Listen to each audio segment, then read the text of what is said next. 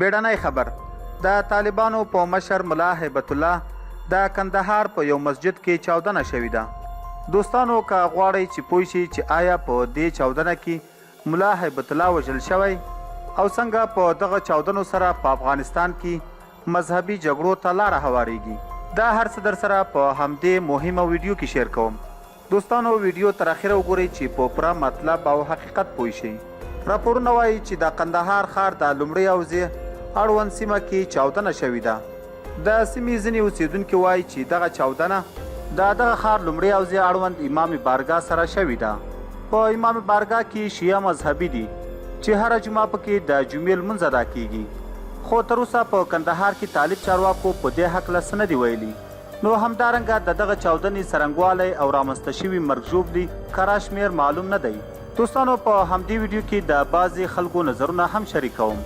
ضیاءالحق امرخیل په خپله فیسبوک پاڼه لیکلي چې په ډېرې خواشینۍ سره چې نن په کندهار کې د اهل تشیع وروڼو په جومات کې د جمعې د لمانځه پر مهال ترهګریز پیښې مرګ ژوبړه اړولې ده چې دا ډول چاودنې د اسلامي ارزښتونو سره په ټکر او نه بخونکي عمل دی.